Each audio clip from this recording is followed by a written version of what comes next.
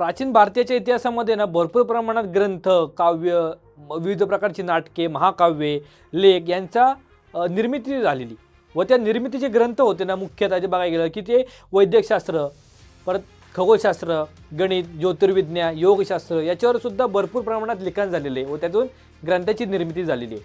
त्याच्याशी संबंधित जो प्रश्न आपल्या TT 2021ला आला होता तो असा होता की रसरत्नाकर रसायने व धातू याचाच अर्थ काय? रसरत्नाकर या ग्रंथामध्ये रसायने व धातू यांचा उल्लेख आहे.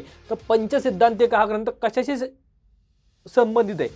ऑप्शन काय दिलं की गणित, आयुर्वेद, खगोलशास्त्र व संस्कृत आणि व्याकरण.